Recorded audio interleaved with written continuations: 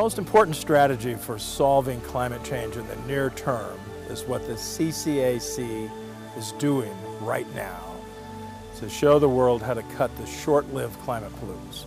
The black carbon, the tropospheric ozone or urban smog, the methane, and the hydrofluorocarbons or HFCs.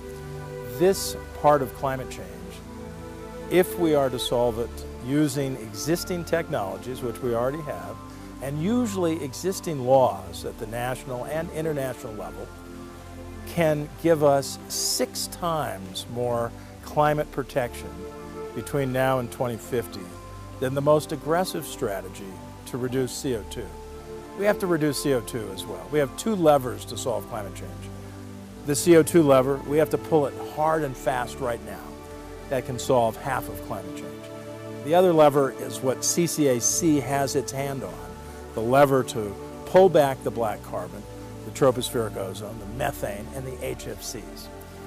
And within this package, the part that I spend more of my time on is the HFC part. The HFC part, we're doing a good job in the CCAC helping countries understand what their inventories are. How much of it do they already use? This is the fastest growing greenhouse gas in the world. They need to know what their investment is going forward.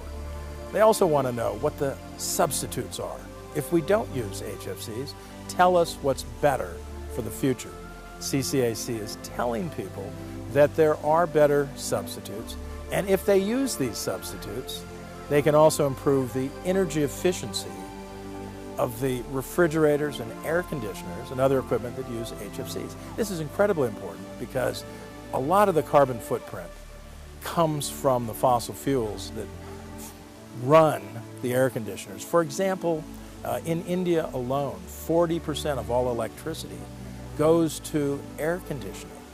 And in a country that's very hot and just suffered a heat wave 10 days ago that caused blackouts that led to riots where citizens kidnapped the managers of the utilities, it's important to know how to be more energy efficient.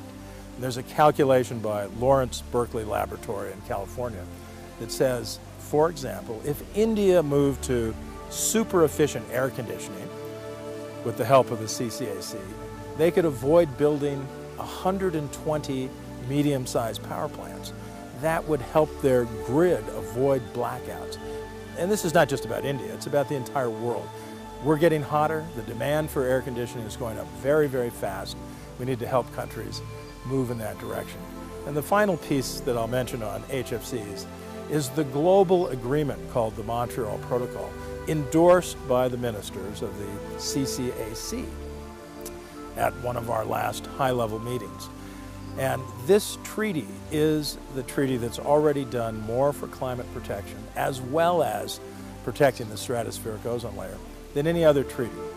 Now it's ready and eager to phase out production of HFCs. The treaty is saying we are standing ready to help the UNFCCC by taking the upstream production problem where these chemicals are made. They're only made by a handful of chemical companies around the world.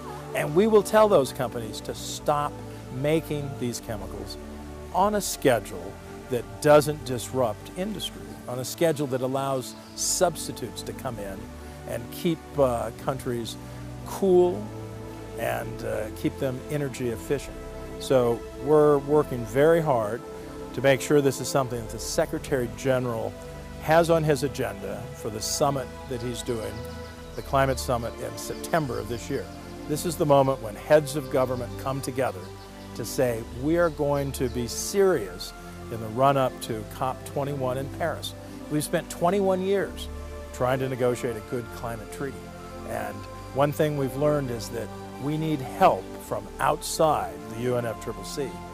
Montreal Protocol is part of it. CCAC is part of it.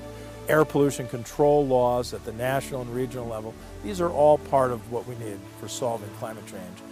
And all of those things need to complement a strong treaty under the UNFCCC, COP21. And we need to keep in mind that that treaty will not go into effect until 2020. So in that period, what we do is the difference between a world that goes into the tipping points that we may not be able to back up from and a world that may be safe for the future.